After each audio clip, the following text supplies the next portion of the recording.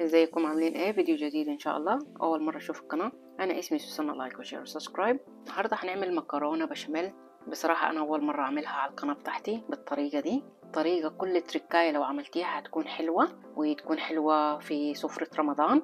فادي ده كده شايفين جمال وجوسي وحاجه كده خطيره. بدل ما اقعد انا اشرح لكم في المكرونه البشاميل الحلوه دي، تعال نبدا في الفيديو على طول ونشوف المكرونه البشاميل دي عملتها ازاي. ادي كده يا ستي الكل معايا ووك او طاسه على راحتك. اجيب لحمه مفرومه. انا سخنت الوك بتاعتي سخنه زي ما شايفه كده.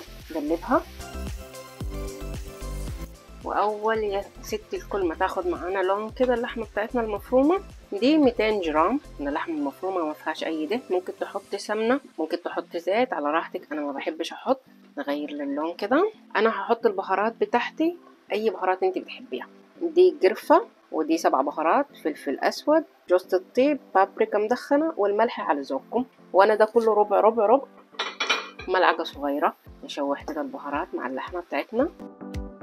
وعندي بصلة عملتها بالكبة مفرومة ناعم. أنا هنا هوطي النار شوية عشان اللحمة تتسبك مع البهارات بتاعتنا. هزود مية وهغطيها واخليها تاخد راحتها خالص. وهنا نظبط الملح بتاعنا. معايا كده يا ستي الكل القالب بتاعنا الصينية. أجيب حتة زبدة منها. ادي كده يا ستي الكل خليتها تاخد وتدي مع بعض. هحط معجون طماطم، ممكن مش ما تحطيش. انا بحب بصراحه العصاج بتاعي يكون لونه احمر. هقلب الطماطم شويه مع بعض بالصلصه، ولو تحبيها اغمق من كده غمقيها على راحتك. فانا هديها شويه تاني صلصه حساها فاتحه. وانا حطيت حله على النار هغلي ميه فيها، واحط شويه ملح وزيت، ونحط المكرونه بتاعتنا نسلق. هيالي كده خمنته ان انا هعمل ايه. دي كده يا ستي الكل بعد ما المويه بتاعتنا غليت انا بحب احط زيت حتى المكرونه حلوه. دي حاجه بترجع لك، انا دايما بحب احط في اي مكرونه زيت. والملح طبعا لازم. انا هجيب سباكيتي وهكسرها.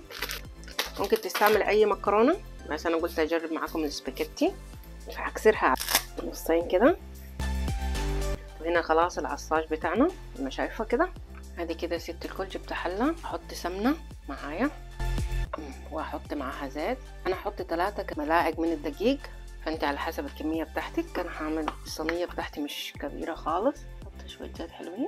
ممكن تعمليها سمنه، بس سمنه وزبده على راحتك. خليه يتقح كده الزيت بتاعنا.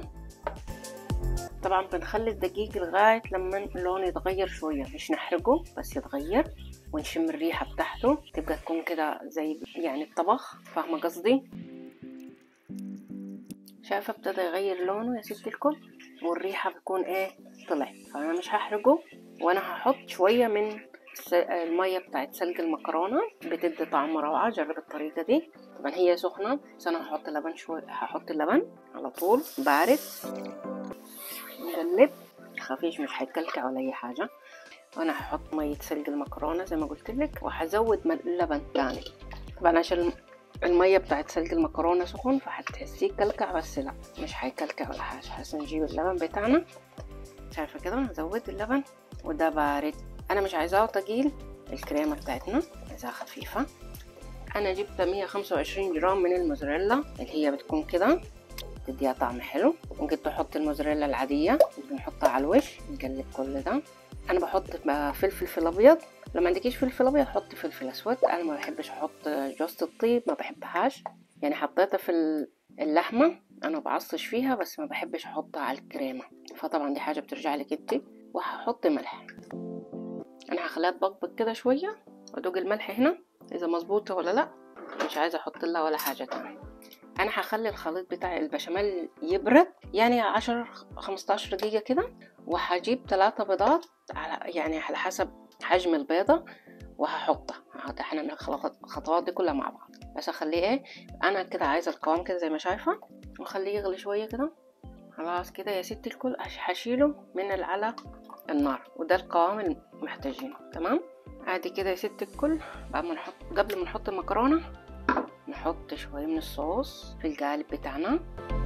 نجيب المكرونه بتاعتنا ونحط نصها، ونجيب العصاج بتاعنا، نحط اللحمه بعد كده هنحط باقي المكرونة بتاعتنا. بعد كده هنجيب الكريمة بتاعتنا ونحطها كلها. ادي كده يا ست الكل. هرشلها شوية قرفة، حاجة بسيطة، ولو مش على الوش، لو ما تحبيش مفيش يعني، مش لازم ترشي، بس بتديها طعم حلو. مش هرش كتير. وانا سيحت سمنة برضو هحطيها كده على الوش بتاعنا الحلو ده، ونخبطها كده عشان الهواء كله يطلع، واحطها في الفرن على 180.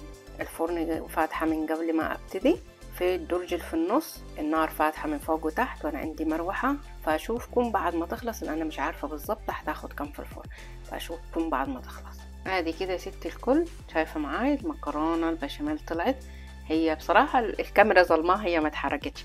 انا خليتها كده، ممكن لو عايزة تحمريها اكتر من كده حمريها، بس انا حبيت اطلعها كده. نقطع مع بعض وندوب مع بعض. شوفي هي يا ست الكل اخدت معايا يعني حوالي اكتر من 50 دقيقة على حسب الفرن طبعا، بس انتي كل شوية اعملي لها شكل، يعني مش تسيبيها في الفرن لغاية لما انت تحرق. اول ما تطلع تعمل لون طلعيها من الفرن. شايفة؟ واو ما شاء الله عليها. شايفين ازاي؟